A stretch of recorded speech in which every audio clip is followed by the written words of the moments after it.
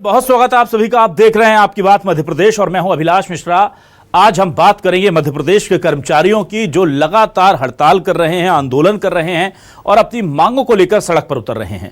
लिपिक वर्गीय कर्मचारियों ने आज बहुत जबरदस्त तरीके से कहीं ना कहीं जो है प्रदर्शन किया है और अपनी मांगों को लेकर के सरकार का ध्यान अपनी तरफ खींचा है। उनकी मांग भी बहुत जायज है कि जो लिपिक मंत्रालय में पदस्थ हैं और जो लिपिक दूसरी जगह पदस्थ हैं, उनके काम तो समान है लेकिन वेतन में बहुत अंतर है। पटवारी हों या फिर सर्वेयर, बहुत सारे अलग अलग वर्ग के कर्मचारी इन दिनों अपनी मांगों को लेकर प्रदर्शन कर रहे हैं। उनकी कौन सी मांगे जायज हैं, कौन सी गलत हैं, और अगर जायज मांगे हैं तो क्या सरकार उन्हें पूरा करने जा रही है, और अचानक ऐसा क्या हो गया है मध्य प्रदेश में कि बहुत सारे कर्मचारी संगठन आंदोलन कर रहे हैं। इसी मुद्दे पर करते हैं आज आपकी बात।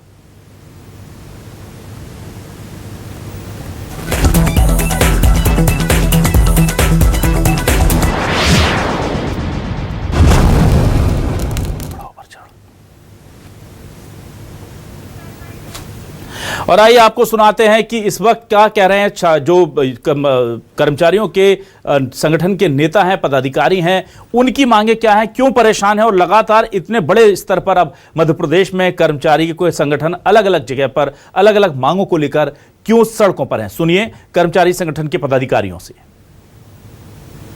पहले जो नियम थे उसमें कोई भी कर्म अनुकंपा साथी को नौकरी से नहीं निकाला जाता था। तो जो काला कानून है इससे हमारे अनुकंपा साथी को सेवा से निकाला जा रहा है। सबसे पहले सीपीसीटी की बाध्यता अनुकंपा नियुक्ति से खत्म करनी चाहिए, उसका सरलीकरण करना चाहिए। और ये बिल्डिंग में समान कार्य समान वेतन, मंत्रालय के साथी जिनको अलग से मंत्रालय भत्ता मिलता है वे हमारे सतपुड़ा, विंध्याचल और मैदानी बाबुओं से ज्यादा वेतन मान ले रहे हैं। यह हमारे साथ अन्याय है। समान का समान वेतन हमारा संवैधानिक अधिकार है।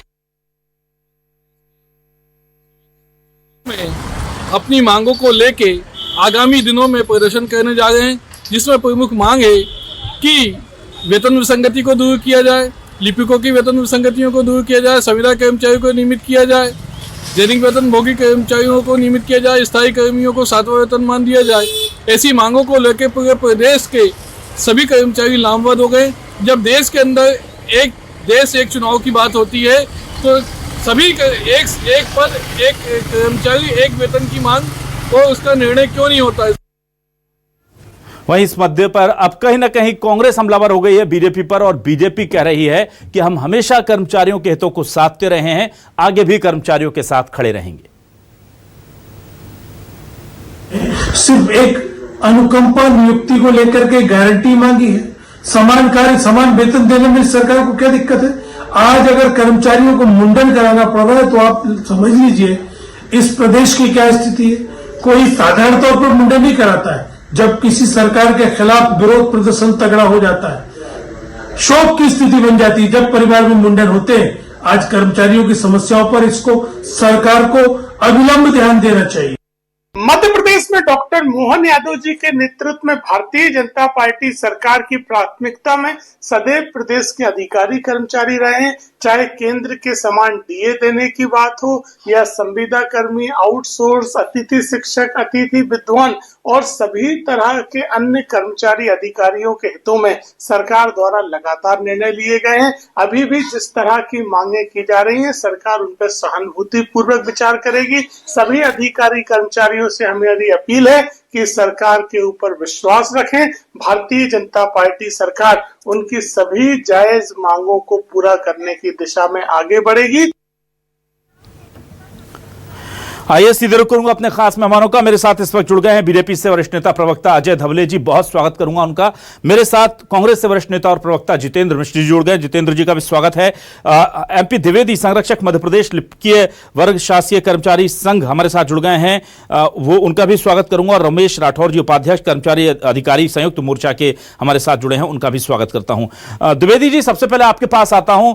बड़ी मांग में देख रहा था कि दो मांगे आप लोगों की बड़ी है। एक तो अनुकंपा नियुक्ति जैसे मामलों में सीपीसीटी का नाम लेकर के कई लोगों को नौकरी से निकाला गया, उसको लेकर आपका आक्रोश है। अनुकंपा नियुक्ति के प्रकरणों में सीपीसीटी की बाध्यता को खत्म करने की आपकी मांग है। और दूसरी, समान काम समान वेतन। क्या सरकार की तरफ से अब तक रिस्पांस आ रहा है और कहां आपको लगता है कि भेदभाव हो रहा है आपके साथ? इस प्रदेश में कर्मचारी और अधिकारी हैं उनकी मांगे हैं, सबकी विभिन्न प्रकार की मांगे हैं और सब जायज़ मांगे हैं। लेकिन लिपिकों के साथ में जो वर्तमान में एक अन्याय हो रहा है, दो मांगे हैं, दोनों मांगे बड़ी आश्चर्यजनक स्थिति कर्मचारियों की सरकार ने बना दिया। एक तो सीपीसीटी है। सीपीसीटी में क्या था, पहले भी सहायक ग्रेड 3 में नियुक्ति होती थी और अभी भी नियुक्ति हो रही। पहले टाइपिंग परीक्षा का बंधन होता था, अब चूंकि कंप्यूटर का युग आ गया, टाइपिंग परीक्षा अब बंद करके उसकी जगह पर सीपीसीटी ला दिया। तो जो लोग पहले टाइपिंग परीक्षा पास नहीं कर पाते थे उनको वेतन वृद्धि नहीं मिलती थी और 40 वर्ष के बाद उनको छूट मिल जाती थी और 40 वर्ष के बाद इंक्रीमेंट उनका लगने लगता था। अभी सरकार ने क्या कर दिया कि जब से सीपीसीटी लागू किया है, उस आदेश में माननीय मुख्यमंत्री जी की या सरकार की ऐसी मंशा है तो ये नहीं कह सकता, लेकिन मंत्रालय में बैठे हुए अधिकारियों ने उसमें एक लाइन जोड़ दिया कि जो 3 वर्ष के अंदर सीपीसीटी परीक्षा पास नहीं करेगा उसकी सेवाएं समाप्त की जाएंगी। तो अभी क्या हो रहा है, हजारों लोग सहायक ग्रेड 3 के पद पर काम कर रहे हैं, लेकिन कुछ अधिकारी लोग ऐसे होते हैं जो थोड़ा उल्टा चलते हैं, नियम कानून बड़े सख्त वाले होते हैं। तो अभी क्या सैकड़ों लोगों की सेवाएं, उनकी सेवाओं से अलग कर दिया, बर्खास्त कर दिया सेवा से। देखिए आज की स्थिति ये बन रही है, जैसे मान लीजिए कोई आदमी, कोई सैनिक हमारा बॉर्डर में काम कर रहा है और वो बॉर्डर में काम करते करते वो गोलियां खा रहा है और शहीद हो जाए, उसकी पत्नी को अनुकंपा नियुक्ति दी जाए और अनुकंपा नियुक्ति देने के कुछ समय बाद उसको ये कहा जाए कि आप सीपीसीटी की परीक्षा पास करिए और इस सीपीसीटी की परीक्षा की अनिवार्यता करके यदि वो सीपीसीटी परीक्षा पास नहीं कर पाती तो उसको नौकरी से निकाल दिया जाए। तो शहीद के पत्नी को, किसी एक शासकीय सेवक के पत्नी को, पुत्र को, उसकी बेटी को जो आपने सरकार अनुकंपा नियुक्ति दे रही है, अनुकंपा नियुक्ति में कृपा कर रही है, दया कर रही है, अनुकंपा कर रही है और इस दया के आधार पर जो आप नौकरी दे रहे हो, ये अधिकारियों द्वारा तानाशाहीपूर्ण आदेश निकालने के कारण उनकी सेवाएं समाप्त कर रहे हो, ये अनुचित है। किसी भी शासकीय सेवक जिनको आपने कृपा दिया है, अनुकंपा नियुक्ति प्रदान किया है, उनकी सेवाएं समाप्त नहीं होना चाहिए। यदि वो कोई परीक्षा पास नहीं कर पाते हैं उनको समकक्ष दूसरे पदों पे ले लो, समकक्ष पद पे नहीं लेना है उनको रिवर्ट करके एक नीचे वाले पद में कर दो, या आप अनुकंपा नियुक्ति वालों को अलग कर दो, जो सीधी भर्ती होती सीधी भर्ती वालों को अलग कर दो। सीधी भर्ती वाले जो आए, सीधी भर्ती वालों को जो योग्यता है, योग्यता के आधार पर जो आप पब्लिश करते हैं वो लिए। ठीक। जिसको अनुकंपा नियुक्ति दे रहे हैं उनको सीपीसीटी से छूट देना चाहिए। ठीक है द्विवेदी जी, ठीक है। और जिन लोगों को नौकरी से निकाल दिया है उन लोगों को नौकरी में वापस लेना चाहिए। ठीक है द्विवेदी जी, मैं जल्दी से आवाज आता हूं रमेश राठौर जी आपके पास। रमेश जी क्या कहेंगे आप, किस तरह का ये मामला दिखता है? और मैं देख रहा हूं कि बहुत सारे कर्मचारियों के अलग अलग वर्ग हैं, सर्वेयर हैं, तमाम लोग हैं, वो चाहे वो लिपिक वर्ग हो, पटवारी हो, वो अलग आंदोलन कर रहे हैं। क्या वजह है कि इतने सारे कर्मचारी मोर्चे जो हैं वो खुले हुए हैं? देखिए सबसे बड़ी बात यह है कि अभी बहुत बड़ा वैक्यूम आ गया है। माननीय शासन में बैठे हुए जितने कर्मचारी हैं, कर्मचारी संगठन है, वो अपना मांग पत्र देते हैं, लेकिन अभी तक उनकी सुनवाई जिस तरीके से होनी चाहिए उस तरीके से हो नहीं पाई है। इसलिए हर कर्मचारी संगठन ने अपना मोर्चा खोल दिया है, चाहे वो संविदा कर्मचारी हो, उनके नियमित करने की बात हो। सुप्रीम कोर्ट के 5 आदेश आ चुके हैं अलग अलग विभागों के लिए कि जिनको भी 10 साल हो गए उनको नियमित करना चाहिए। ऐसी दैनिक वेतन भोगी स्थायी कर्मचारियों के लिए भी आ चुके हैं। स्थायी कर्मचारियों को अभी तक 7वां वेतनमान नहीं मिला। वहीं जो आउटसोर्सिंग के कर्मचारी उनको निकाला जा रहा है।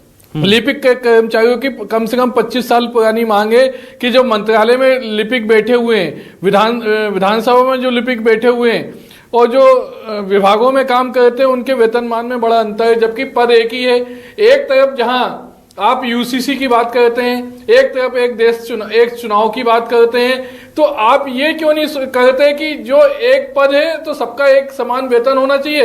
चाहे वो मंत्रालय में बैठा हुआ लिपिक हो उसका भी वेतन वही होना चाहिए, और जो राजभवन में बैठा हुआ है और एक कार्यालय में बैठा है उसका वेतन भी समान होना चाहिए। दूसरी तरफ जो संविदा कर्मचारी जो योग्यता में कहीं से भी किसी भी प्रकार से कमी नहीं है, नियमित कर्मचारी से योग्यता है, काम आप नियमित कर्मचारियों से लेते तो उनको नियमित क्यों नहीं किया जाना चाहिए।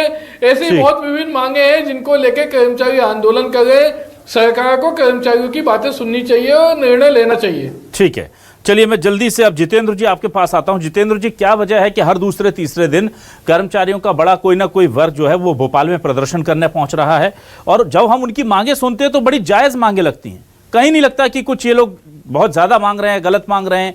अब समान काम समान वेतन माननीय सुप्रीम कोर्ट कह चुका है ये बात तो, और एक बार नहीं कई बार कह चुका है कि आप समान काम के लिए समान वेतन दीजिए।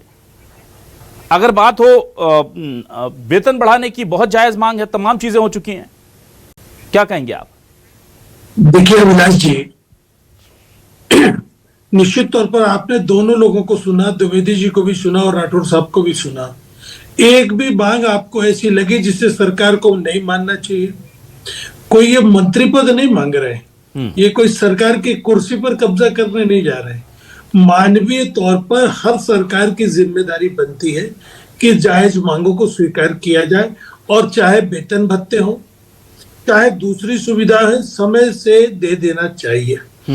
मध्य प्रदेश सरकार में जब भी केंद्र सरकार डीए बढ़ाती है, मध्य प्रदेश के कर्मचारियों को आंदोलन करना पड़ता है कि हमारा डीए कब बढ़ेगा। मुझे ये समझ में नहीं आ रहा है कि मध्य प्रदेश में अभी नौजवानों ने एक बड़ा प्रदर्शन किया परीक्षा भर्ती को लेकर के। मध्य प्रदेश में अभी 3 दिन पहले किसान राजधानी में इकट्ठा हो गए थे मूंग की खरीदी को लेकर के।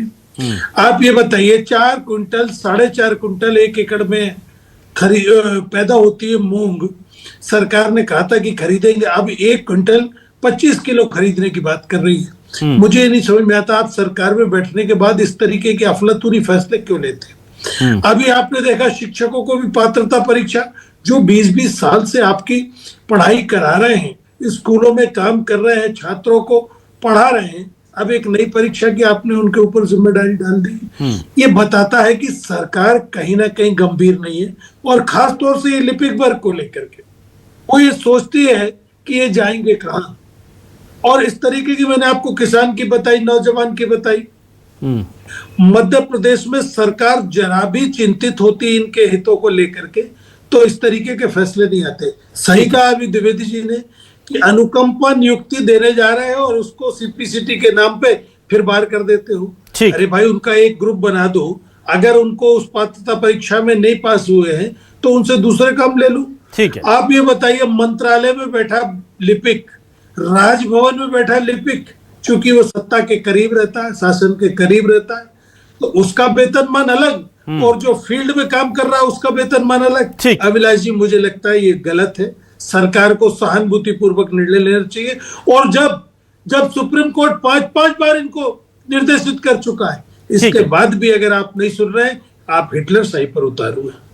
ठीक है, मैं जल्दी से आ जाता हूं अब अजय धवले जी। अजय जी, क्या वजह है कि बार बार कर्मचारियों का प्रदर्शन हो रहा है? 2 दिन पहले पटवारी थे, आज हालांकि सर्वेयर की उनकी मांग जो है सहानुभूतिपूर्वक सुनी गई है, उन्होंने धन्यवाद भी दिया है न्यूज़ 24 का और सरकार का कि उनकी मांगों पर सहमति बनती दिख रही है। अजय जी, आप मुझे सुन पा रहे हैं?